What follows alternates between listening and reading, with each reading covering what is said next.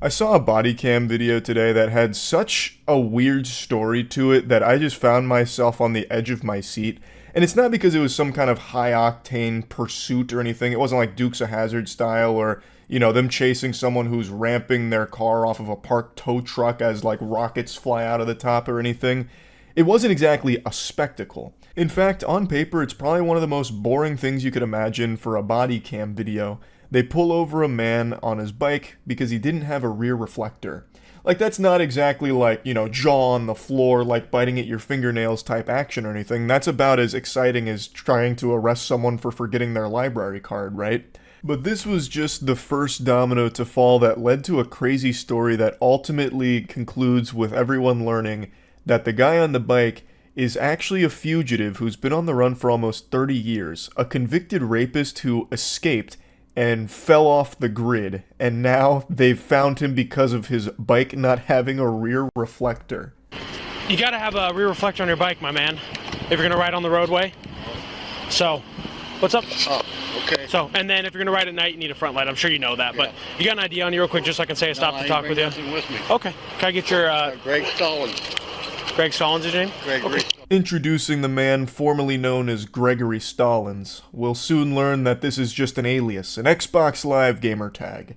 Now, it's not hard to fake a name, anyone can do that. I could go around calling myself Jerichomo Double Chin, but I don't have an ID to prove it, though if you're confident enough with what you're saying, a lot of people will just believe you. So, he'd been able to get by going by Gregory Stallings and even had a social security number to give the officer. I think I wrote something down wrong. What's your full social?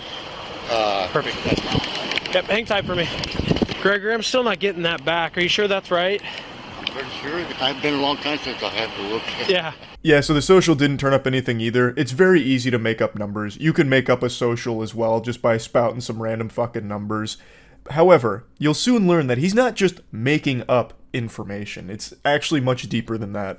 If you're riding your bike and someone rear ends you, Oh, yeah. and then they can kind of They point the didn't blame see no because the sticker. reflector. Yeah. And I hate that because it's like, no, it's I understand that.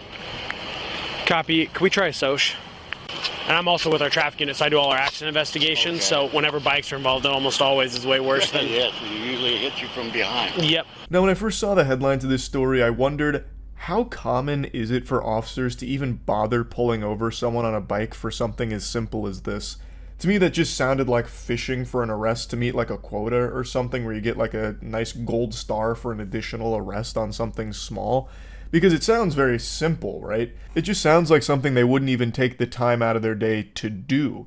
It'd be like if the cops started chasing you down and fucking pit maneuvered you on the way to the grocery store, guns blazing, "Get the fuck out of the car! We saw that you put the Hatsune Miku box in the garbage instead of the recycling. You're out of line!" Just something like really simple.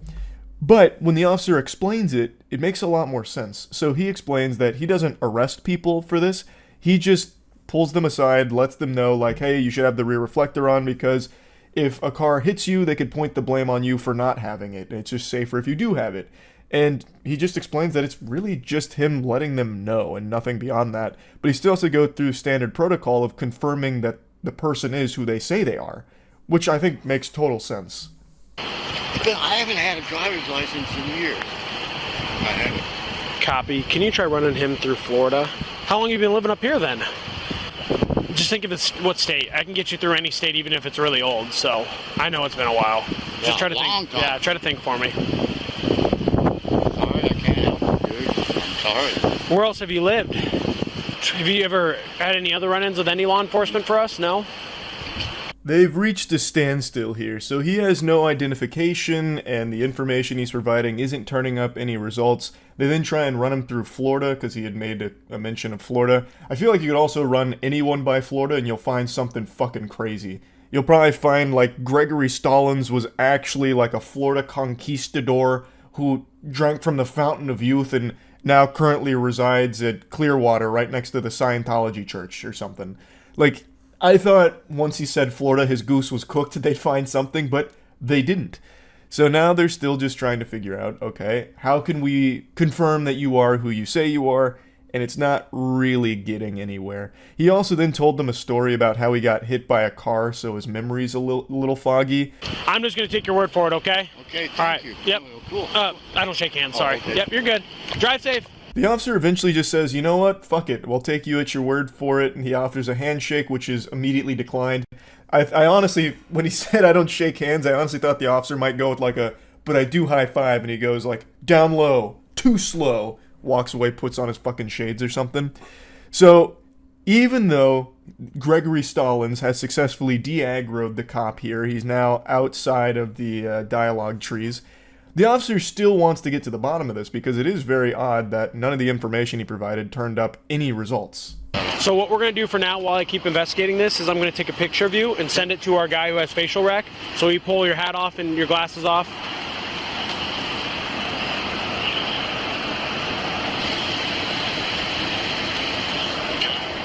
So, and both the socials you gave me come back to other people. One of them's deceased, the other one's a lady, so I don't think either of those are you. No. We have technology, so he's using facial recognition now to try and figure out who this John Doe is.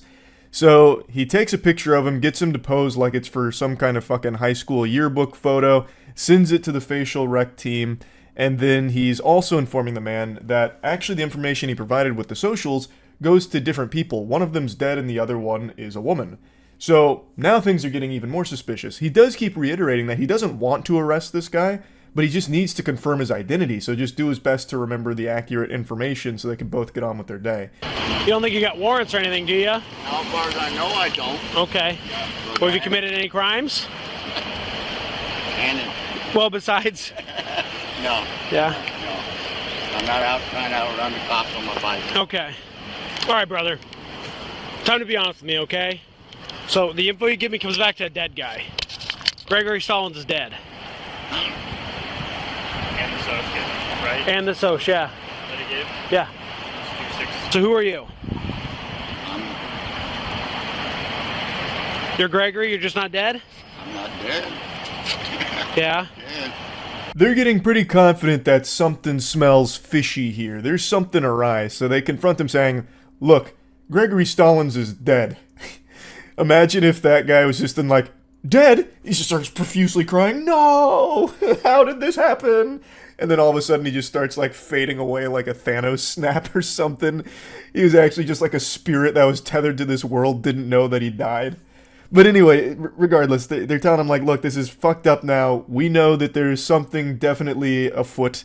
What's going on? Just tell us the real information here. But he's sticking to his guns, saying that, no, he is Gregory Stallings, and it might just be a misunderstanding because he's been kind of off the grid for so long. Could it just because I haven't been on anything for a long, long time? They don't just declare people deceased because they haven't heard from them in a little bit. Okay, I'm just... Did anyone come back with the facial rec or no? Wait, No, no hits. No hits? No hits. I said 2000 was the year of the death. Did you go missing in that year? Did you? Someone report you missing and then they just I declare don't you. know. I don't talk to my people in a long, long, long, long time. Not even Big Brother was able to nail him. Facial recognition came up nothing, empty-handed. So they're back in the field with nothing but their words to fight this battle and figure out who the fuck is this mystery man here. They then start speculating maybe it's a big misunderstanding and he perhaps went missing in the year 2000 when Gregory Stallings was pronounced deceased. Like maybe this is a fucking Hey Arnold Dino Spumoni moment where he faked his own death and he's still just out here. So they ask him, did you go missing? And he's like, well, no, I haven't talked to anyone in a really long time. During the officer's phone call, he turns off his body cam, and it cuts back into them somehow discovering the fact that he is a convicted rapist on the run for the last 30 years. I get it, brother. I mean, I see both of it and I understand it. Yo, none of us are mad at you. I'm just baffled that law enforcement has let you go for 30 years and not push the issue. They cut out the part where they discover the truth. Like, that is literally removing the climax of this whole situation. It'd be like watching a Sherlock Holmes film and they take out the part where they piece everything together to get the conclusion. That's so fucking stupid. What? So apparently, they somehow were able to figure out that this guy is not Gregory Stallings. Instead, He's this convicted rapist from the 80s who escaped in 1995 and has been on the run ever since.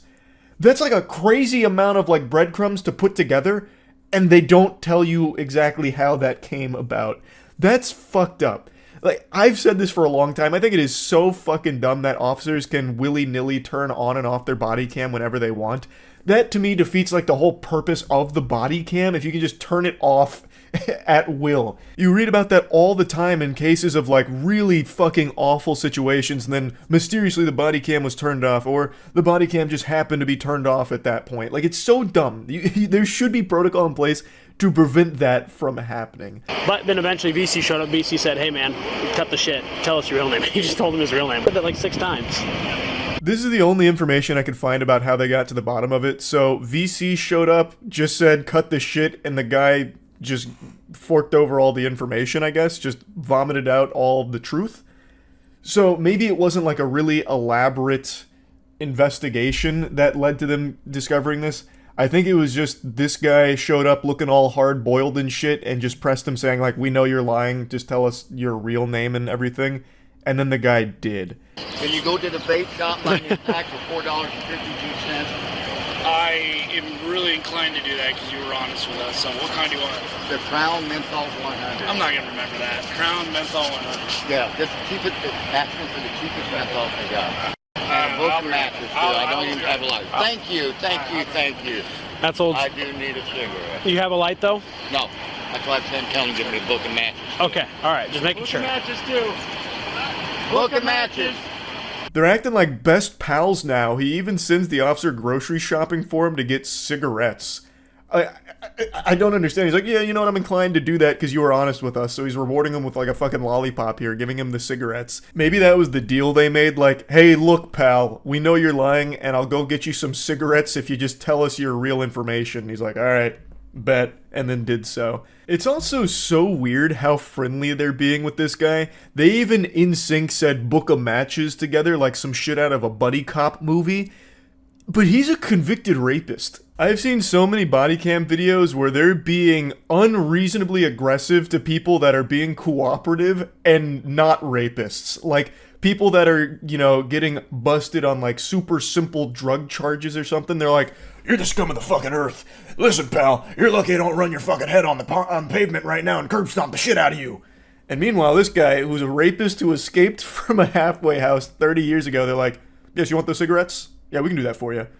But anyway, looking deeper into the George Hartleroad case, that's this guy's real name. He is not Greg Stallings. Huge twist. He is George Hartleroad. And he was convicted of rape in 1983. And in 1994, he escaped from a halfway house, and he's been on the run ever since. They're going to, oh, we got him again. Oh, we caught him. You're not everything. No, everything you said today has been 100% correct. I can't be mad about any of it because you've been 100% correct. Other than the dead guy's name. I didn't even know the guy was dead. Yeah, now you gotta find someone else to do it. Yeah, he died like 5 years later. He did not last very long. No, he did. He did. So you better find someone else. Well, that'd be easy. Don't worry. That'd be easy. There was a brief moment during this where they weren't sure if they were supposed to arrest him, like if the state would still want him after all of this time. And eventually they concluded that, yeah, the state does still want him. And then they explained that he's going to need to take someone else's identity because the one he was using's been dead for so long. I think they were just joking about that. I don't think they're actually giving him, like, pro tips or anything on how to take someone else's identity. But he says it's easy to do that. So Greg Stallings was a real person. And apparently, George Hartleroad is pretty familiar with how to get that kind of information. Apparently, you can just get that at some homeless shelters. The other officer mentions that he was surprised he didn't just take it from someone's mailbox and piece it together that way. But then George explains that that'd be deeper shit because that's a much harder thing to do, or a more dangerous thing to do. So it turns out he wasn't just pulling names and numbers out of his asshole, he actually did have that information, which probably explains how he'd been able to get by for the last 30 years when needing to provide information for certain things. So it wasn't just an imaginary friend that he made up. I will jump again as soon as they turn me loose. Every time... No, guys, they've been pumping my ass. for Yeah. 30, 41 years now. Yeah. On a 9-year sentence. Every time I think I kind of got an idea of what's going on, stuff like this, just like you could buy IDs at homeless shelters, and would never have thought. He talks about his ass being pumped and then even makes like a quick villain monologue about how he will jump again. Like, you know, now he's going full mask off here. So they've got him, they arrested him, and it looks like he will be facing some punishment for the last 30 or so years after escaping. I knew they'd want me. Because I worked in their office at one time, and I'm the one that posted all the flyers in the thing at one time for them. That's pretty much the end of the encounter. They then, shortly after that, put him into the car, and he just gives that last maniacal laughter, the mwahaha. He hits him with like that classic villain laugh. Like he looks like a wizard, and it seems like something Saruman would have done once the plan started coming together. Like he actually hits them with like an evil laugh at the very end there. So yeah, I saw this earlier today and just wanted to talk about it because it was just so interesting to me. That's really about it. So yeah. Ladies and gentlemen, I know we're amid global panic with the coronavirus still at large, but what if I told you there's a new pandemic sweeping this world, and this one's got a TikTok? I'm talking, of course, about the OK Boomer dancing Bernie girl from Twitter. She's taken over Twitter like Skynet taking over the military in the Terminator franchise, and much like Skynet, she's weaponized it. She has inadvertently turned simps into a weapon. You got men blocking their wives on Twitter so they can simp for her in private. You have brave soldiers fighting for her love on the front lines of every single comment thread ever. It's fucking madness. It's crazy out there. It's true hysteria and quite the phenomenon. She's gone up 120,000 Twitter followers in the last 4 days. You can't log on to Twitter without reading about it or seeing it. It's crazy. Let me go ahead and show you the clip now. Whatever you say, boomer. Okay, boomer. Yeah, boomer. Whatever you say, boomer. Okay, boomer. Yeah, boomer. Whatever you say, boomer. Okay, boomer. I don't know what Kids Bop album the song is from, but it's quite the jam. Now you'll notice she's wearing a Bernie shirt with a hashtag Bernie thing. I don't like to get political, don't know fuck all about politics, not gonna pretend like I do, but in this case, it wasn't about politics, it's about politics. The Twitter audience only cared about obsessing over the girl, nothing political. I mean, maybe Bernie cared. I mean, maybe Bernie went to her Twitch streams and dropped a fat 50 gift subs. I don't really know there. But on Twitter, they only cared about the girl, not the politics behind it or anything like that. Congratulations to her, though. Her name is Nico. She blew up because of this, so good work for her. I don't know about the song. I mean, the song's kind of fucking weird. It just sounds like Tommy Pickles and the gang getting together to do karaoke. I don't really like the song. But you can't argue with the results. This shit popped off. And like I said, this spawned an actual conflict, a real war that we'll most likely be reading about on Wikipedia in the next 2 or 3 years, where you had the simps that really thought that they could fall in love, that the girl would fall in love with them if they kept trying hard enough to defend her and fight her battles on Twitter, versus the people that didn't like the TikTok dance, people that just don't like TikToks. They went to battle. They fought on multiple Twitter threads across multiple days. It was bloody conflict, ruthless and vicious, until today. I recently got me and my boyfriend shirts, Bernie shirts. Did you catch that? I'll play it again. I recently got me and my boyfriend shirts. Me and my boyfriend, she said. The queen betrayed the simps. Nay, she outright brought them outside and publicly executed them.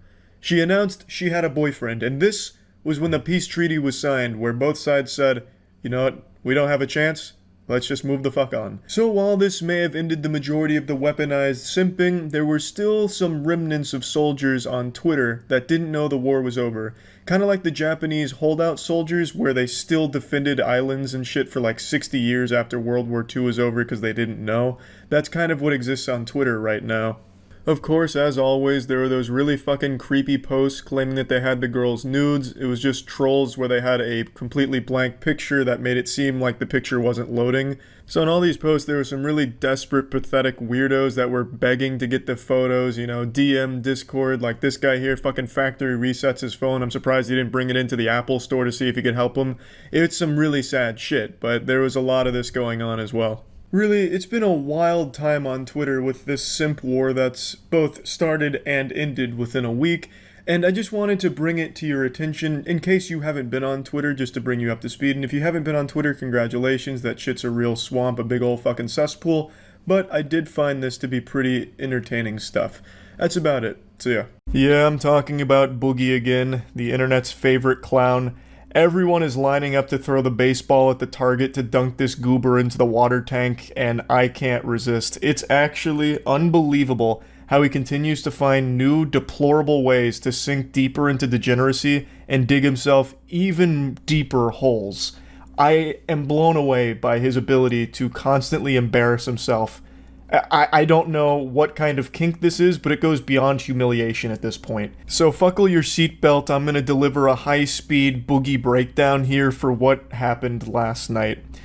So, Boogie has maintained for a while that he has cancer, and a lot of his reasoning behind his most recent cryptocurrency scam was that he needed the money for his medical treatments with his cancer. And last night, that diagnosis was challenged with people directly confronting about the authenticity of his claims because there were some inconsistencies and some shady things with what Boogie was saying about it. I believe the catalyst behind this whole conversation was Destiny, who spearheaded the questions that he had about Boogie's diagnosis, and it led to, directly talking with him about it, which then led to more and more people coming in to talk to Boogie about it. And for those that don't know, Boogie2988 is a pathological liar. He cannot help himself. Just like a pile of dog shit can't help but smell like poop, Boogie can't help but lie. Even about the most trivial things ever. He used to tell fibs about games and what games he was playing and finishing and why he needed to buy games to review them only to never review the games. I'm surprised he didn't start weighing in on the Elden Ring DLC being too hard, saying some shit like, oh, well, yeah, so the Elden Ring DLC was quite simple for me, really. I kind of first tried every single boss. My favorite boss was Rudonius of the Hidden Leaf Village, obviously. He just lies, and he can't help but continue to lie anytime he sees an opportunity for it, especially if it could potentially lead to some level of sympathy.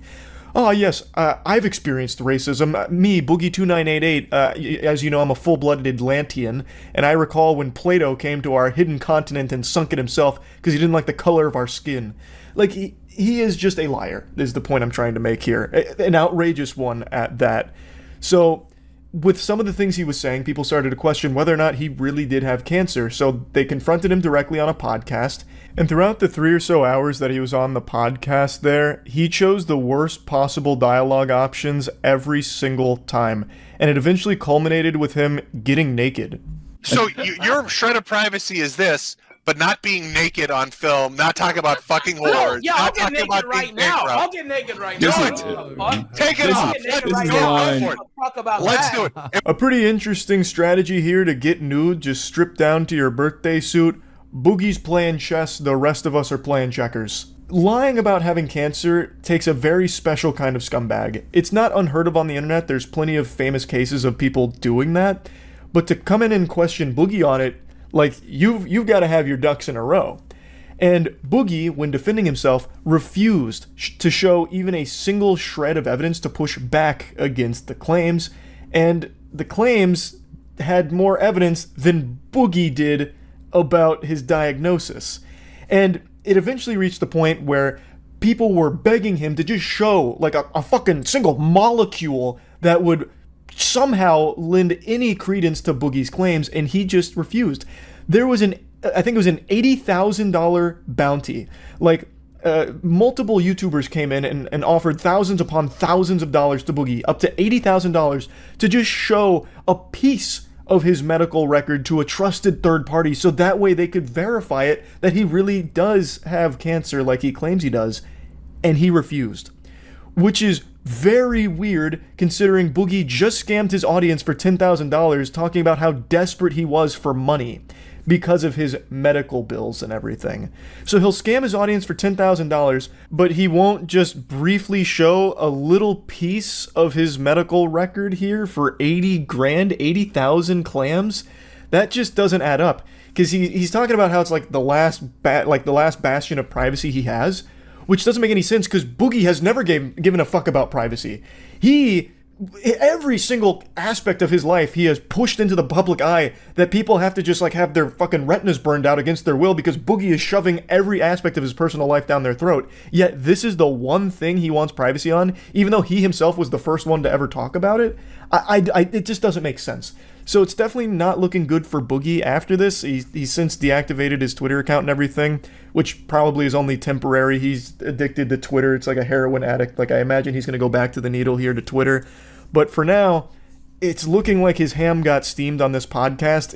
It doesn't look good here. Of course, it hasn't been 100% definitively proven that he's lying about his diagnosis or anything like that. But the whole situation around it is very weird for sure. And I just want to show you a little bit from it.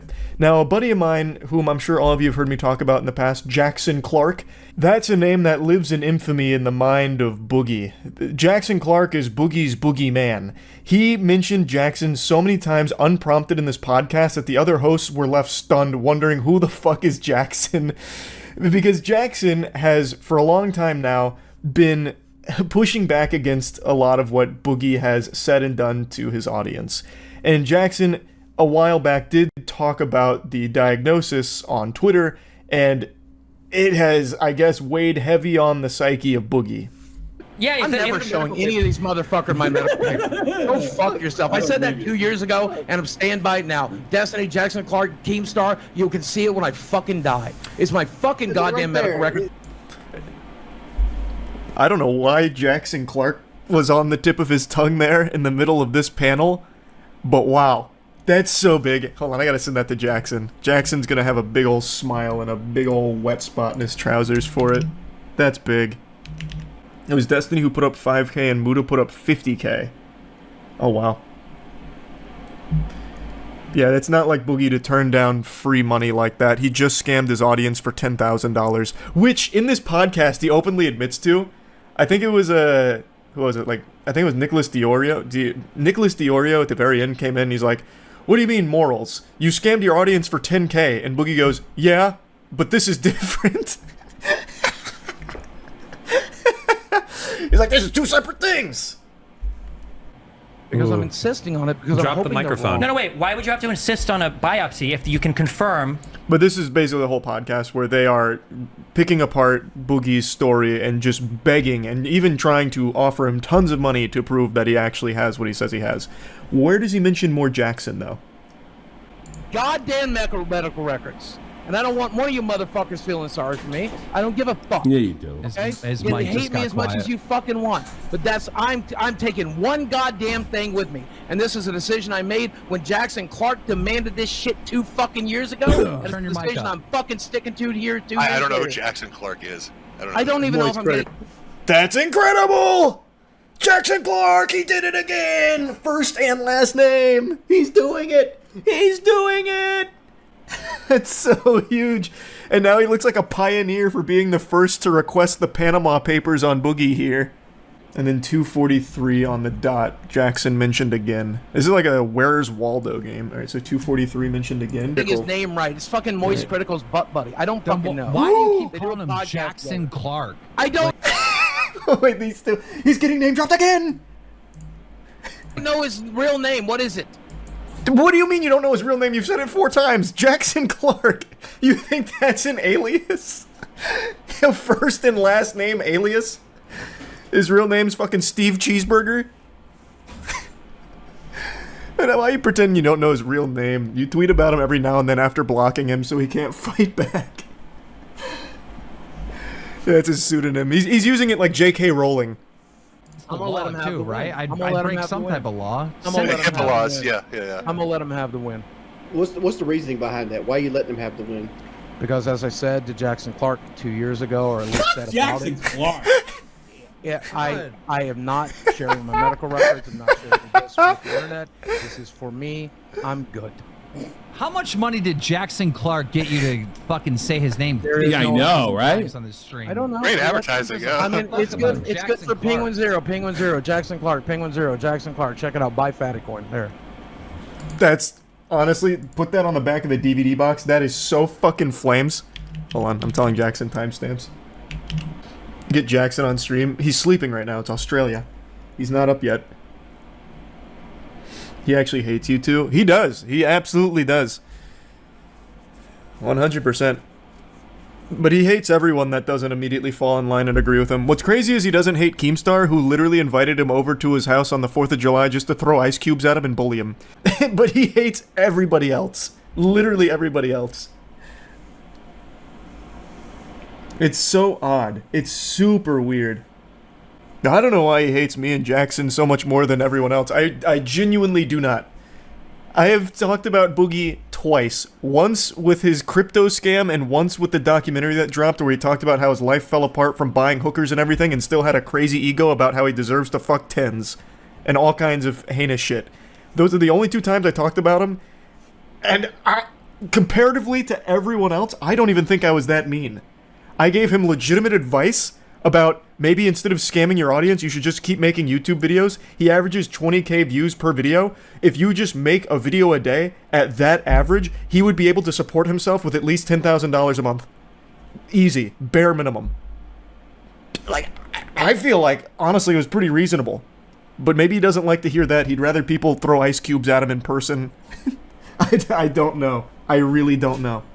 You guys did make fun of him in the documentary for like an entire podcast episode. Yeah, constructively. Like, if you're going through all these health problems, maybe don't start every day with a Mountain Dew after you take off your fucking CPAP machine. Like, that's constructive.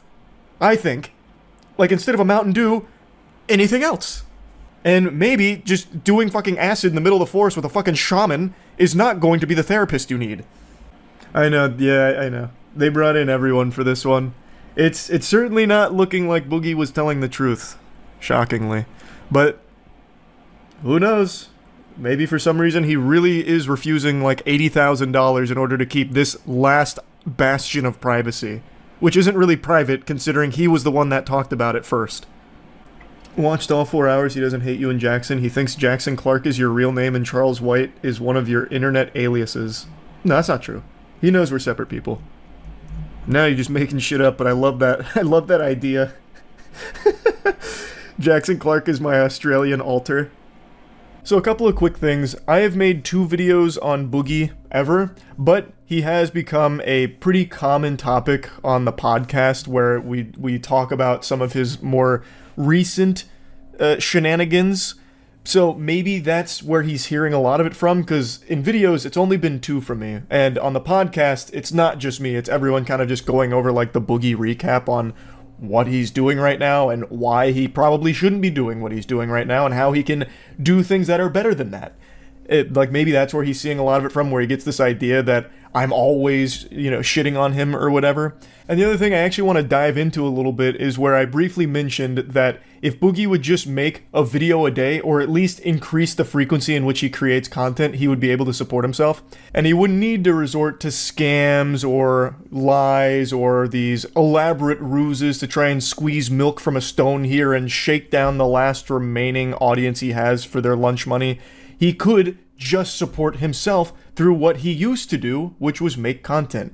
Yes, he lost most of his audience once they started to take a peek behind the mask, the facade that he put up, then they noticed that he's like the goddamn Babadook, right? He's a monster. But his channel was so big that even losing the majority of his audience still leaves him with a very sizable audience left. That's bigger than like 99% of other channels on the platform already. And averaging between 20 to 30,000 views per video is sustainable. I have another channel, and I've talked about it a couple of times, called Skill Check. And this is for all of the nerdy shit that I love to do. It's pretty niche. So Dungeons and Dragons and trading card games. Right now, mainly Magic the Gathering Commander, but we're branching into more Yu-Gi-Oh! And One Piece TCG content. I have a huge passion for this shit. And the average views on the videos for that channel is right around 30 to 40,000-ish. Sometimes they pop off like the Commander game with Wubby or the Shot Caller Commander game, but the average is between like 30 to 40,000 across the whole channel. And I'm going to just give you a peek behind the old analytics here. This is what the channel generates. Off 2.1 million views per month, it makes over $7,000 per month. Now let's compare that to Boogie's channel. Boogie, even when not creating content, his channel basically just gathers fucking cobwebs because he doesn't want to put any work in and make stuff. Even with that in mind, his channel still makes almost 1 million views per month. Now imagine if he would just post more frequently. He could easily fucking support himself through AdSense. He could. No matter what lie he tries to feed you about how that's not possible, no one wants to watch him, his average says otherwise. He just doesn't want to do it. He's looking for the easier paydays, like taking $10,000 up front to pump a fucking crypto scam. If it is true that Boogie is lying about all of this, that'll just be yet another unbelievably low thing that Boogie has done throughout his career. And he has made a career out of doing some of the lowest shit the platform's ever seen. So again, it hasn't been 100% confirmed that he's lied about this. So maybe he is telling the truth. Maybe he's got stick it to the man-neosis. Like, it's just all a very odd set of circumstances with the way all of this is unfolding here. And I just had to talk about it a little bit because, man, I mean, Jackson Clark, he got mentioned so many times here, and this is just such a fucking weird story. That's really about it. See ya. As I was rendering the video here, some new lore just dropped, a little update to this case. Keemstar made a tweet kind of talking about some things behind the scenes. Now, he's like the Boogie whisperer. Boogie tells him everything, I guess. So, I think probably best to wait for Boogie to confirm all of this, but I'll at least put this here for the sake of covering everything that's come out here. According to Keem's tweet, Boogie went on steroids that could cause cancer in the blood, and then 2 years ago, after he lost his money in crypto, went to the doctor, said he had high red blood cells, indicating he may have it. And before he got any confirmation, he made a YouTube video announcing it, and then for 2 years has been telling people he has it to use it for sympathy, and he never actually got confirmation, but now apparently he's scheduled to go see whether or not he has it. So that's the most recent update there, and it doesn't come directly from Boogie, so I guess we might have to wait to see what he says about it, even though Boogie himself isn't really a reliable narrator since he lies about everything ever. But again, there is no 100% confirmation on whether or not he's lying about this or anything, but it is certainly very peculiar. Very, very weird. That's about it. See ya. I know Thanksgiving's right around the corner, but I'm too excited. By golly, I tell ya, I can't wait, so I'm serving up the turkey early. So I hope you've brought your appetite, because here comes the choo-choo train open wide. I'm feeding you something very wacky today. This week, 2 Arizona school teachers lost their jobs after some of their OnlyFans content they were producing leaked. And it wasn't so much the existence of the OnlyFans itself, it was more so the fact that some of that content was filmed in the classroom that the woman teaches at. Her name is Samantha, and she was an 8th grade science teacher by day, but by night, she was a penis professor. And she filmed videos with her husband where he would just fuck her in the classroom that she teaches at, just reducing a holy dojo of education to a simple cum dumpster. Now, in response to all of this blowing up, she's come forward with another video, but this time she's not getting her ass spread open, she's spreading her side of the situation. So, she has this video that explains why she did all of this, as well as going over how everything unfolded, and I'd like to share that with you all, as well as going a bit deeper about the situation, because it's maybe even a bit more than wacky. This is starting to teeter on the edge of being pure silliness, even, I dare say. I created content at the beginning of the summer in order to earn extra money on the side to help pay for our basic necessities that our salaries were no longer meeting. So she starts by explaining that teacher salary, especially in Arizona, is dog shit. And you'll get no argument from me there. Teachers get paid in popsicle sticks, basically. I think their salary is laughable compared to the work they're expected to do and how miserable the job can be. You make more money boosting League of Legends accounts every other weekend than you do as a full-time teacher. It's fucking ridiculous. I think it's just sad. And her husband is also a teacher, so a 2-teacher salary isn't exactly like hitting the jackpot. That's not an infinite money cheat code or anything. So she says that her and her husband started to struggle with being able to meet the basic requirements for their family and their children, which is why she looked for alternative income methods and chose OnlyFans. But then the question still exists of why do it in the fucking classroom that you teach your students at? It makes no sense whatsoever. I chose an anonymous name as well as blocking the entire state of Arizona on my OnlyFans so that it wasn't accessible to anyone living in the state. I didn't even know this was something you could do. I had no idea our technology was this advanced where you could just ban an entire state from checking out your OnlyFans. It makes sense that she tried this approach here, so that way no one in the immediate area would ever find it, but clearly something went awry. The technology must not be bulletproof because they still found it, and rather easily, it seems. Just listen to this. One student reportedly told his mother that his teacher was spread over his desk. What a crazy conversation that must have been. Just picture yourself being that kid. You're hanging out, sipping your apple juice, just a normal 8th grade day, and a friend of yours sends you a link to a video your teacher filmed and says, "Isn't that your science teacher, Miss Samantha?" So you click it, you open it, and there it is. No secrets left. Your teacher is being spread like butter on toast, and it's on your desk. You just sit there thinking to yourself, oh man, I did algebra on that desk. And then imagine going into school on Monday and coming right up to that desk, like you'd have nothing but like these war flashbacks, these visions of cheeks being clapped on your desk as a tear streams down your face. I'm also curious how many desks she was fucked on top of, because in another report someone said, "That was my friend's daughter's desk, and she is mortified over the situation." It really seems like no desk was safe in this situation here. And I have to wonder, did they like clean up after themselves or anything? Because they didn't set it up like it was a scene out of Dexter where he puts up like all of the, you know, sterile environment, like surgery operating room kind of shit. They just went in there raw and like in the actual classroom and fucked. Did they at least bring Clorox and wipe off the desks when they were done using it? Or did students then go into that classroom after the weekend and wonder why their desks smelt like asshole? This whole thing just doesn't make any sense. But you know what does make sense? How great my G Fuel flavor is. Divine Peach. Anyone that's tried it has had their lives improved for the better, I have no doubt about that. And now I'm happy to report that the cans are here and they're a GNC exclusive right now for stores. So if you want to find your closest GNC, there's a link in the description for that to pick up a can of Divine Peach. Now I've mentioned this on stream, but I'd like to mention it here as well. The caffeine content on my flavor is 140 milligrams as opposed to the standard 300 milligrams for other cans. And I'm really happy about that because that's the caffeine that I prefer. So I wanted to bring that to your attention as well. And there's also a sweepstakes going on right now for anyone who buys a can and takes a selfie of themselves dressed as me. You stand to win a G Fuel mini fridge or a 12-pack of Divine Peach. The video that was created and advertised was made after contract hours on the weekend. No minors were ever present or involved in the videos.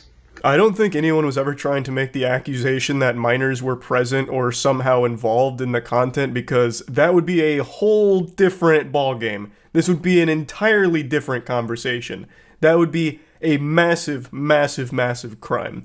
Now, what people are saying is even though minors weren't present, the fact that you're using their space for adult content is a problem. Obviously. So although there's no kids there, like Junior's not knocking on the door to the classroom, "Miss Samantha, I've got my extra credit homework." "Oh, jeepers!" Like, even though there's no kids actually there, the fact that you're fucking in their playground is an issue. You can't just go to a kid's space and film this kind of content. It's not okay. You can't just like venture on over to Chuck E. Cheese and get your back blown out in the ball pit, film it, and expect nothing to come from it, expect it to be all honky-dory. And again, why did you want to use the kids' space for your porn? Why? It's not like that was your only option. You could have done your OnlyFans anywhere else, like at home. Why did you take it and film fucking porn in the space that you teach children? It is so fucked up and weird. And also, I'm sure all of you have realized this by now, but after school hours and on weekend doesn't necessarily mean there's no kids on the campus. I remember growing up, there were always club activities and shit that would go on weekends. So it was still very possible that there were kids in the nearby vicinity. It doesn't mean that there was no kids ever even close to their situation. It just, luckily, none of the kids ever, like, walked in on this shit. The whole video also isn't helped by the fact that she's clearly reading something she wrote in Microsoft Word and is trying to, like, keep up with it, so she'll take these long pauses to scroll, and you can see sometimes she loses her place in the document. So it also comes across as very insincere since she is blatantly just reading it very monotone from her monitor. So I don't think that helped anything that she was saying here, to be honest. I am already paying the consequence by losing my teaching certificate as well as losing the job that I loved most. I thoroughly enjoyed working with my coworkers, teaching my students science, and it brought joy to me every day. Looking back at the situation, I wholly regret creating the video in the classroom after school hours. But I felt trapped in my financial situation, and I felt this was the only way that my family would be able to survive. Really? This was the only way, the only option? Having your husband give you the Big McThankies from McSpankies in the classroom you are a teacher of. That's the only way your family could survive? How? And why couldn't you just film yourself getting fucked by him at your house in the safety and comfort of your own house, in private, away from everyone else, and certainly away from the area that kids go to learn? Jesus Christ, if the whole idea was to sell a fantasy to perverts about a school teacher being fucked on the job or whatever, why not just set that up at your house? Just get a little desk, a TI-85 calculator, and a ruler, and then still have your husband give you the business there, away from actual schools. Like, it just seems like a no-brainer. So yeah, overall, a pretty wild and wacky situation. Again, I do understand teachers do not get a fair salary. Their pay is pathetic for what they do, and how important teachers are. They're like probably one of the most important jobs, and yet they make no money from it, basically. So I do understand the financial struggle, but that doesn't excuse what Samantha and her husband did here. All of their actions fucking in the classroom that they teach kids at is despicable and sick. So it's no excuse for their actions, but I do understand that the teacher salary is terrible. And yeah, that's about it. So yeah. Sailor's Log, January 11th, 2026. Epstein files still not released, and still complete radio silence on the non-compliance exhibited from the administration with what they have released, where there is irrefutable evidence that they redacted, covered up names of people that weren't victims. They covered up names of potential perpetrators and people of interest, which they were not allowed to do. They have still not fully released the Epstein files. They are still kicking that can down the road. They have still not complied with the law that they were supposed to follow with all of this, and yet nothing is happening. They are not being punished for it or anything. They just get to do whatever they want, or get to not do whatever they don't want to do. It's complete lunacy, and the Epstein name is conveniently starting to fall out of people's lips, and it seems like the people in power are just conveniently forgetting who that is. It's like the Duffer Brothers with the Demogorgon. Who's that? What is that? Who? Epstein? What in tarnation is that mumbo jumbo? Some kind of Frankenstein spinoff? I've yapped about it a lot, so instead, let me yap about something kind of adjacent to that. Dan Bongino. Dan Bongino was a podcaster who actually got to serve as deputy director of the FBI last year, and one of his big promises, one of his big things that he was going to fight for the people, for the American public, being the patriot that he is, he was going to go in there, he was going to get the Epstein files out, and he was going to get people held accountable. And guess what happened when Dan Bongino finally made it in there? Nothing. Less than nothing, really. Calling what he did nothing is a generosity that he doesn't deserve to be afforded. If you went into your bathroom right now and squeezed your empty tube of toothpaste, the fucking air that pops out of it would have more value than Dan Bongo's going into the FBI. It's so fucking pathetic. But at least he has a really cool legacy he left behind with his time in the FBI with this iconic clip. You said Jeffrey Epstein committed suicide. People don't believe it. Well, I mean, listen, they have a right to their opinion, but as someone who has worked as a public defender, as a prosecutor, who's been in that prison system, who's been in the Metropolitan Detention Center, who's been in segregated housing, you know a suicide when you see one, and that's what that was. He killed himself. You want me to? I've seen the whole file. He killed himself. Holy shit. Dan Bongwater here dropping the bombshell. Wow. A very different tune than what Dan was saying before getting into this position, but the things he must have seen with those eyes, the truth that he must have seen, it really started to break him. And now he's finally getting that truth out there to all of us. Turns out it was a suicide, and there are no other people to be held accountable.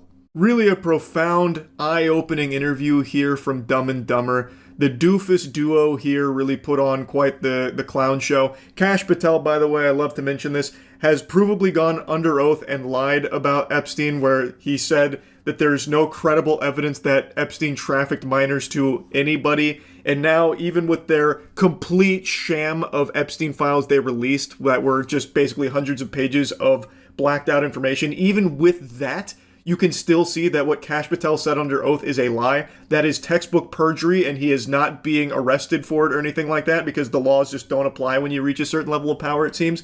Anyway, I've already talked about that quite a bit. I want to focus on Dan because he's now going back to podcasting. It seems like he's going to make his triumphant return to podcasting after his unsuccessful stint as the deputy director of the FBI. He just made an appearance on a podcast, and while a lot of people were rightfully ripping into him, it seemed like there was a large portion of his fan base that was more than willing to welcome him back with open arms and open legs so that he can continue to butt-fuck them with this fake bravado he puts on for truth-seeking, when it is clear, when given that position of power where he could actually find the truth and do some good to, like, follow through on his promises of releasing these Epstein files and getting this information out to the public, he folded and was more than willing to just bite that nipple and suckle because the government asked him to. When actually given a position of power, he was more than willing to just roll over belly up and just be a good little doggy for them. And now he's coming back and pretending like he did anything worthwhile, and people are still willing to just forget the entire year he spent as deputy director and did nothing about what he said he was going to do. Again, still no arrests from everything in regards to the Epstein clients. Still nothing. Dan accomplished nothing. Literally nothing, and even worked actively to continue to cover up this information with the very people he was criticizing for keeping things under wraps. And yet he's still going to come back to podcasting like he's a big shot and did such tremendous work there. It's so crazy to me. He then has the gall to say, like, anyone still complaining about this kind of stuff is just black-pilled and it's so annoying, this and that. Really, it feels like a big betrayal of the people that were, like, propping him up, hyping him up, glazing him, excited that he was now in this position to start doing the things he was claiming he would do in that position. Which, again, was lobbying behind Dan because he was the one talking about how important this is to him and how he's going to fight tooth and nail to finally get the Epstein client list out there and get people, fucking thrown in the slammer, start having deep space, well, maybe deep space, but deep state agents arrested as well, and fucking deep space agents too. He's gonna start fucking arresting cosmic entities out there. I don't know. He was talking about all these things about how he's gonna, get all of these horrible people out of there, and it all starts with the Epstein file cover-up being blown wide open. Then when he finally gets there, he doesn't even begin to scratch the surface of that, and just goes with the flow. He doesn't rock the boat. He just becomes a good little puppet for them. And now he's back to podcasting. But the black pill, complaining and whining all the time about the administration, it's just like, man, what team are you on? Holy Moses, man. So you don't have to watch. It's okay. There's a door. Go find the freaking exits, because I don't really give a shit. I'm not here for anybody's money or anything like that. I'm too old for that shit. Well, we're all very excited to have you back. If you're excited to have him back, you need to hit yourself in the head with a hammer ASAP. Try and reset your neurons. This is a guy who has now proved to you that he is all lip service and will not actually fight for the truth or fight for you. He is not some patriot. He is now not in that position, and when he had that position, did nothing that he said he would do. Nothing he promised the people he would do. And now he's crawling back to podcasting. And then you have drones like her saying, "Oh, awesome, it's so good to have you back. We all can't wait to hear more from you," and this insight into the most unsuccessful stint in deputy director history. Yeehaw. It's crazy. It's fucking crazy. But on the bright side, now that he's gone back to podcasting, we're going to have more golden clips like this.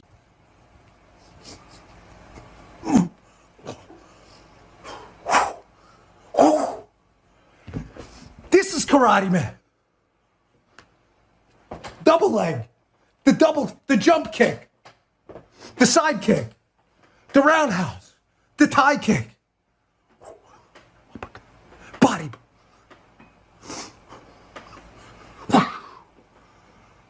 A true disciple of Bruce Lee himself, no doubt.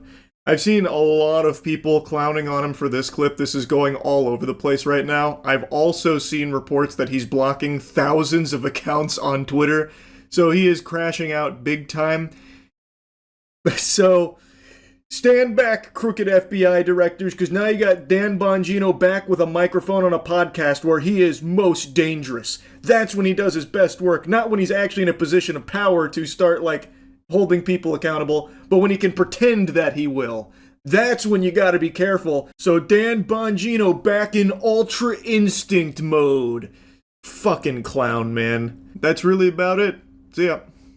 Boy howdy, do I have a wacky story to share with you today. On today's episode of I Can't Believe It's Not Florida, we have the story of a man in New Jersey who crashed his car through a police station while listening to Welcome to the Jungle. So I'm guessing he had that song cranked to max volume and the adrenaline was pumping in his body. The song was reaching its crescendo. It's about to go into the chorus, and then this guy's eyes roll into the back of his skull. Welcome to the Jungle summons the spirit of Evil Knievel, takes the wheel, the demon of speed is there, puts the pedal to the metal, just crashes into the police station, and then he, like, celebrates, kind of. It's an unbelievable clip here from the surveillance camera footage.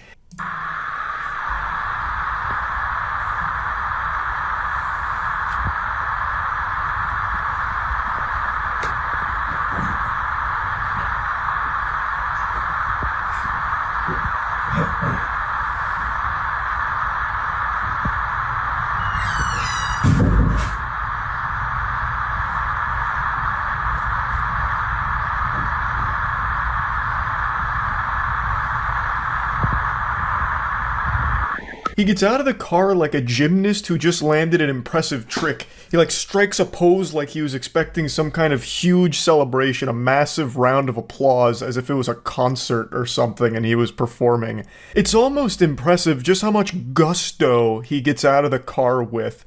I don't know what he was expecting to happen next.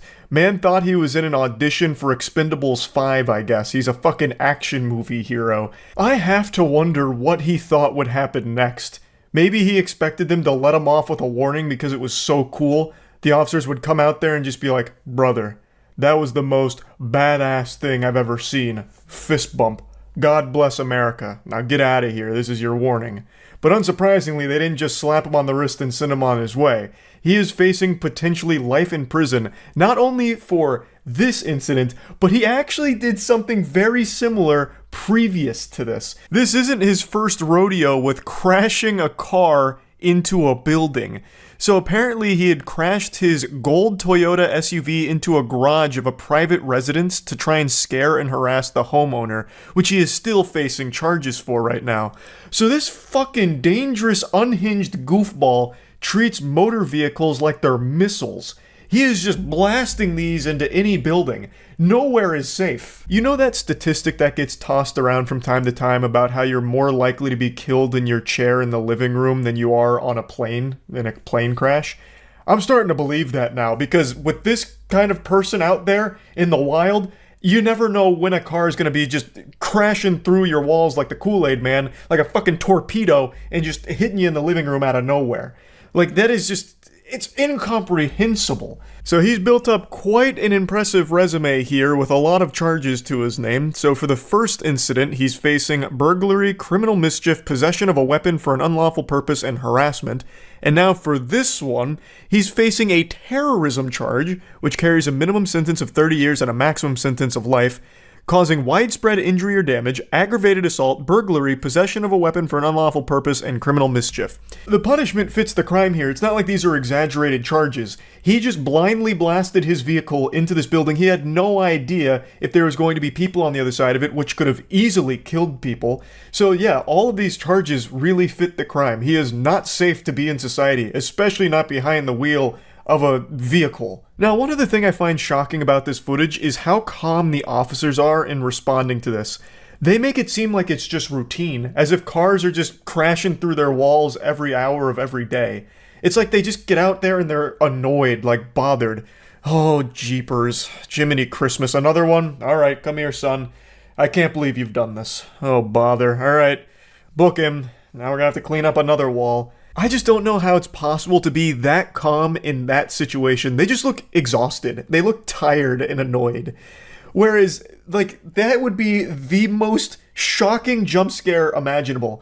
Jump scares don't scare me in horror movies or horror games or anything like that, but this would probably actually have me shit myself. 100% I would stain my britches. That is the most unexpected thing to happen. And it's not like that's immediately what you would expect the sound to be. Like, they were in the room over, so they would have just mainly heard it as opposed to see it right away. That must have sounded like a bomb going off. My first thought would be that we had just been hit by a drone strike or something. I wouldn't immediately think like a car came through here or something. Like that I would be in a panic. I would be inconsolable. I'd be shaking. Meanwhile, these two officers here walk out like they'd just been rudely interrupted from their nap. It's just wild to me. Also, something I didn't mention, I mentioned that he had previously crashed into another building, a private residence.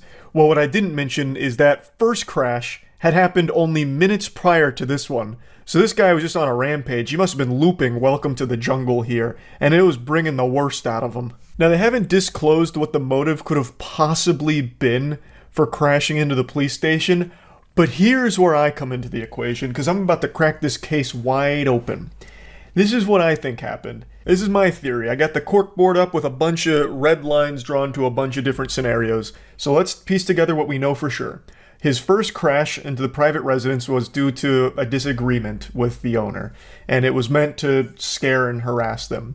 I think right after he committed to that, he knew shit was not going to go well for him, so he wanted to go out with a bang. So then he drove a few minutes away to the police station and turned himself in the only way he knew how, with Welcome to the Jungle sending him off like a WWE walkout song and a giant fucking explosion here of crashing through the building. I think his motive was truly he had just ruined his life prior by crashing through the private residence, and he just decided to go all in into the lunacy and then crash through the police station. That's what I think happened here, because there's no other potential explanation that I can think of, not even in the realm of science fiction. Like, I can't think of, maybe a possession or something, or like some kind of alien event or anything to try and explain away what could possibly have led to this. I really think it was him knowing that he had already committed a serious crime, and he just, I don't know, decided to go even harder for it and just call it quits by driving through the police station. Or another very likely explanation is he has severe mental illness and completely fucking snapped. That's also very possibly the case here. Who knows? I am excited to see when they finally reveal the motive, because he doesn't seem like a man who's going to be, tight-lipped. It doesn't seem like he's going to be hard to get the truth out of. He probably told them at the police station why he did it. They just haven't said to the public yet.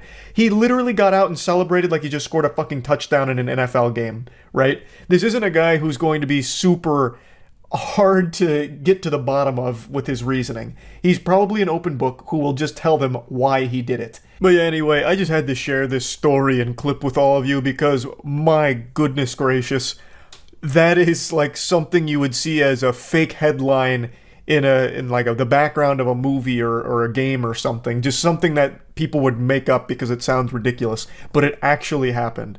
So yeah, that's really about it. See ya. Hello everyone, Merry Christmas. I know it looks like I'm being held hostage, but I'm not. I'm fine, I promise. I swear on jolly old Saint Nick.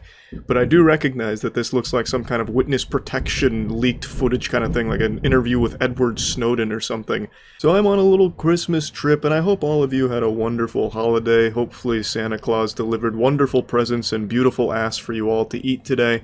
And I've got to tell you, he left a little something special for me, that old greasy bastard.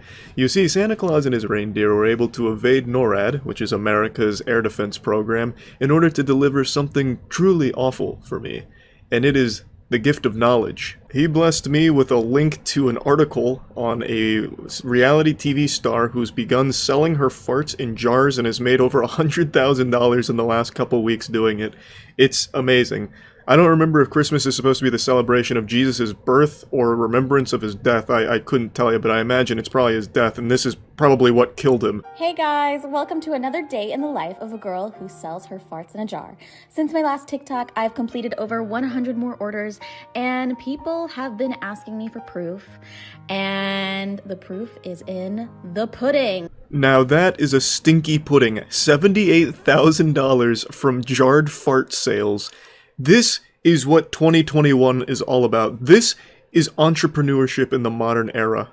If only I'd seen this video a week earlier, I would have had a great stocking stuffer for my whole family. I'd be giving jarred farts away like candy. Yeah, so this is how I'm spending my Christmas, envious of a woman who's jarring her farts and making 6 figures off it. This ties perfectly into something I've been saying for a long time now, and something that I still truly believe. I think any woman, or man for that matter, should start an OnlyFans ASAP. You can just make tons of money doing fully clothed pictures. Like pictures you would post on Instagram, you can post on OnlyFans instead, and people will pay for them. There are desperate, lonely weirdos that will pay top dollar for anything, no matter how trivial it is. You actually think she's farting in all of these jars? No chance. At the very least, at least when Belle Delphine was selling her gamer girl bathwater, you were at least getting water in those mason jars. Here, you're getting an idea, an imaginary fart in there. There's no way to confirm it's actually there. I don't think every time you open it, you're gonna get like a fucking Methodist, you know, like a blast of this odious ungus of a fart that she's dumped in there. Like, I just don't think that's happened. I think she's literally just taking empty jars, putting like little roses in them and shipping them. I don't think she's farting in them. Not to, you know, put on the tinfoil hat here, but I'm just going to tell you right now, I don't think she's farting 500 times a day to fulfill the orders here. There's just no way her ass can meet the demand right now. She doesn't have the supply for it, unless she has like some kind of turbo X-Men mutant style colon that's able to just constantly blast these bad boys out. I just don't think it's possible, because she's getting hundreds of orders, because she's made over 6 figures doing this. It's amazing. Though I guess it is possible she's able to, because apparently she's dedicated her whole life to this art here, so she eats a diet that helps her fart all the time, like constantly. And she even has this video where she's checking on her colon after a day of farting. I don't know what happens there. Maybe the colon just gives her a thumbs up, like, yep, still good down here. But I guess it could be possible, theoretically. Now, look at that. You are welcome. So today started off very early. I had a radio show interview that was based in Mumbai, India. So had to be up at 4 a.m. to get my hair and makeup ready so I'd look sexy for the fart buyers of India, who are one of my biggest demographics. Honestly, this is a Sigma grind set right here. She's farting, she's shitting, and she's doing interviews to continue farting and shitting professionally. She's entered the realm of professional farting, and jarring, I suppose, by extension. Now, I know a lot of people are quick to judge and say, wow, women have it so easy, they can just jar their own farts. Ugh, they're playing life on recruit difficulty. But think about this for a moment.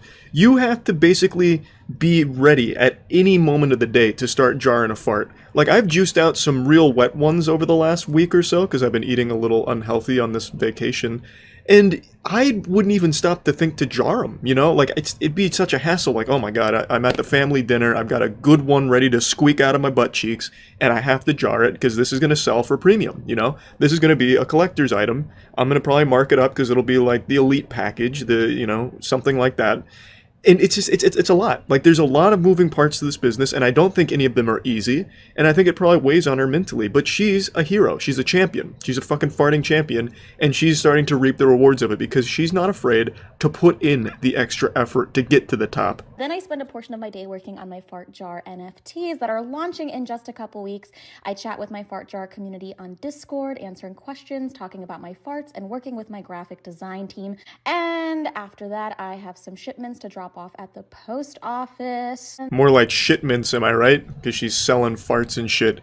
But anyway, this is about the most predictable 2021 outcome of any business ever, turning it into an NFT. It's almost poetic. To take fart and shit and make it an NFT, I think that is absolutely beautiful. Though if you ask me, it kind of defeats the purpose of a fart jar, because the whole point of the fart jar is that it's a physical thing, right? You can open it and get that hit, you know, that dopamine rush. Whereas with a fart jar NFT, you don't get that. It's just like a piece of art that you have to assume represents one of her meaty blasts from her ass, I guess. But again, I'm not like the main clientele here. I'm not one of her buyers or in her demographic. So maybe people are buying the fart jars just to keep them as a collector's piece, put it over the fireplace, or maybe even put it like in like a glass display or something to talk about. I just imagine with fart jars, the whole point is that you can at any moment open it and gas out the whole room. You actually get something physical and you get a smell and an experience, whereas in NFT you don't really get that. But I'm sure it'll do extremely well because anything with an NFT does well from fucking idiots, I guess. So I just want to talk about this because this is how I've spent the last hour of my Christmas, is just reading about her and watching some of her explanations on how the fart jar business is going. She's got a whole fart jar enthusiast community, and I just think it's incredible. I think that's great, so congratulations to her, and what a great year for fart jar enthusiasts everywhere. That's about it. See ya. I played a lot of RuneScape as a kid, so I'm very well versed in scams, and it really shattered my trust in people and taught me early on that you can't always put your faith in strangers to tell the truth. Maybe they won't actually double your money. And I think that this led to me being better at identifying scams in real life, but it doesn't make me immune to them either. When I was a freshman in college, I fell for the oldest trick in the book, a timeless classic prank: fake being homeless with a sign and beg for money on the streets. A scam that has stood the test of time. It's people that just panhandle on the street pretending to be homeless and try and get money that way. It's actually very lucrative. Sometimes people that do this make anywhere from 60 to 100 grand a year off of this shit. It's fucking despicable. The reason I'm bringing this up is because on Reddit this week, a video went viral, and it's from 2017. It's an older video, but it's a video of a woman in Richmond who pretended to be homeless and was exposed for it. She even eventually got arrested, but I'll get to that towards the end of the video. But I wanted to go over this video because I think it's not only a very entertaining video with the way she responds to being confronted, but also a bit eye-opening as to the depths people will sink to get a quick buck. This scam in particular has always greased my ass. It infuriates me. People that just take advantage of others' willingness to help, their good nature, it's just so fucked up. But I'll quickly tell my story since I was a victim of this scam when I was younger. I don't know if I've ever told it, I'm sure I have at some point, but when I was a freshman in college for the first semester, I used to commute to university, and I always took the same route, just like a little NPC that never deviates from the schedule. I would always go down one road in particular that had a guy standing at the corner of one of its major intersections. This guy, he looked disheveled, he had a curly white beard, it looked like fucking jolly old Saint Nick, Santa Claus had fallen on rough times, and I'd always see him talking to people, and he was always smiling. He just seemed like a really nice guy. And he had a sign that had every fucking sad tale you could imagine. I'm a homeless veteran, my dog ran away, my wife divorced me and took the kids, I broke my leg in a bowling accident, and I have lung trouble from the time I spent as a coal miner. Any money you can spare is very much appreciated.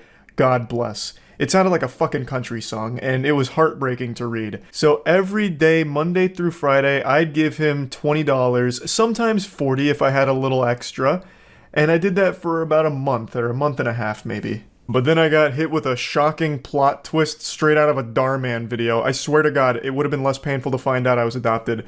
One time when I gave him money, the last day I gave him money, I really wish I could remember what he said verbatim, but he hit me with something to the effect of, really appreciate all that you've given me. My apartment over in this area isn't super cheap, so I appreciate it because rent's been going up. I wish I could remember exactly what he said though, but those were the cliff notes. That was the main bit of lore that he dropped there. That he had an apartment in that area, it was expensive, and it looked like it was going up, so me giving him that money for the last month and a half was a little helpful. And that's when the realization hit. My universe melted around me, and it sunk in, the reality. This guy had used me like a fucking fleshlight. This guy wasn't homeless at all. He was a fraud, a faker, a goddamn drama club thespian leader here with his acting performance on the side of the street for the last month and a half. That area he would stand in was an extremely expensive area of Tampa. So to have an apartment in that area, he was already making a lot of money.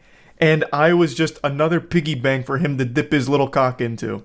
I was furious. But I couldn't confront him about it, obviously, so instead I just said, yeah, no worries, drove off, and then started taking a different route to university. One that was an extra 15 minutes out of the way, but just one where I knew I'd never have to see him again. I was beyond mad. I went so far above mad, I just wrapped around all the way to sad and upset. Like, I used to take extra money out of the bank just to make sure I had enough cash in my wallet to give him $20 Monday through Friday. This dude became like a daily part of like my routine, like to make sure that I was able to help him out a little bit. I just wanted to see him succeed, do something good for someone that fell on hard times, only to find out it was all a lie. I don't know if he meant to do that, like maybe he felt guilty from all the money I'd given him, so he decided to drop that little nugget of wisdom, letting me know that he wasn't actually homeless, or what that was about. Maybe he slipped up, I couldn't tell you. But man, did it teach me a very hard lesson. I know that was a long story, and I still haven't even played the video of the fake homeless woman here, but I just needed to let you all know that this shit makes me fucking mad. There's no audio in the beginning of the video here, probably because it's just them puking from disgust at what this woman's doing. So it's just showing that she's going car to car, asking for money, and can even be very aggressive with the way she panhandles apparently, and then they eventually follow her all the way to her car, which is parked nearby. So this woman was a known scammer. She's not actually homeless, she has a very modern car. This video is from 2017, so her 2014 vehicle here is a very modern, pretty expensive car.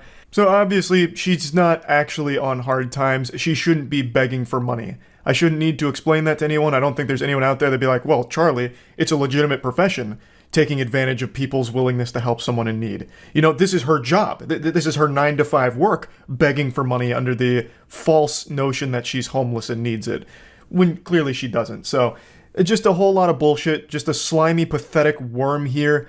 And this is 2014, so I'm assuming by now she's moved on to doing OnlyFans, probably to moderate to no success there would be my guess, or she might be back on the streets scamming.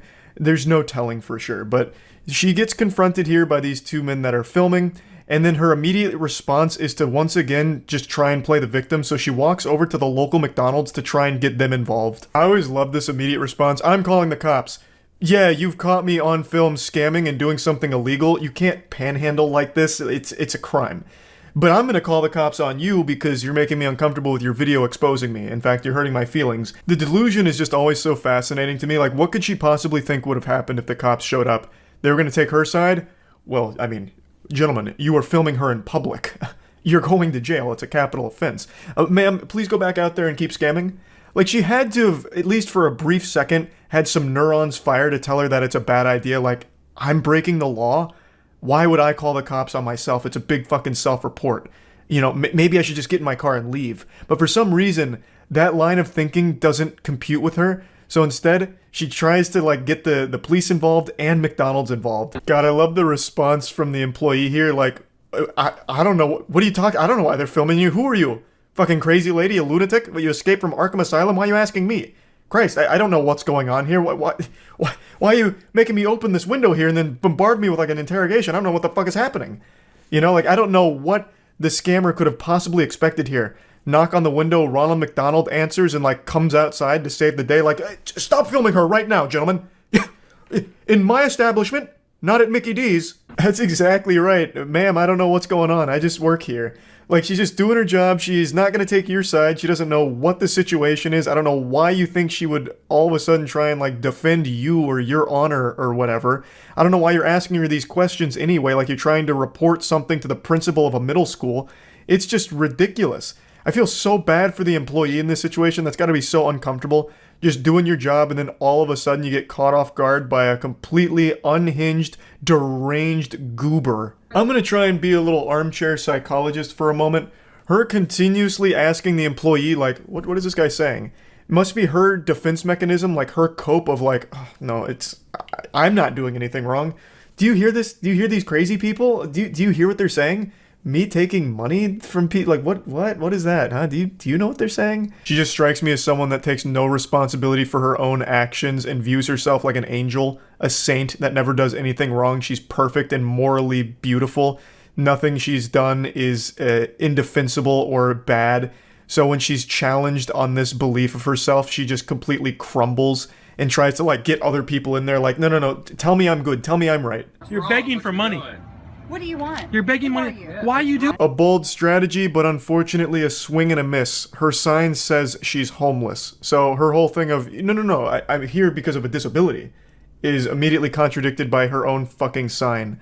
Also, I will say, she has great fashion sense. She's wearing a shirt that says, I train while you sleep. So checkmate, nerds. While we're all snoozing and catching our embarrassing wet dreams, she's out there on that grind, the Sigma grind, scamming. What a hero. She's like a random encounter in an MMO right now. She just keeps going up to anybody around the area like, excuse me, these people are saying that I'm not a good person. Can you believe that? Isn't that ridiculous? And then she even tries to say that she can't get in her car and leave, that they're blocking her. But they're not. She can get in her car and leave at any point, and at the end of the video she does. Spoiler alert. They weren't blocking her at all. They were just following her around, insulting her, and rightfully calling her out on this bullshit. This fucking imbecile even tries to flag down a customer that's just leaving the restaurant after getting their meal to try and, like, talk to them and get them involved in all of this. It's so weird. And she constantly keeps mentioning that someone's going to kill them. That what they're doing is going to get them killed, which is of course pretty fucked up. But at least this story has a happy ending because she got arrested shortly after this video went viral in 2017. She was arrested on 3 counts of throwing a missile at a moving vehicle, a charge I didn't even know existed. That sounds like some supervillain shit. How is she throwing a missile? That's like something Senator Armstrong would do in Metal Gear Rising. But then as I read more, it's because she would like throw Gatorade bottles at people or something, so it's pretty wild. So yeah, I just wanted to talk about this story a little bit since it's one I'm very passionate about, and that's about it. So yeah.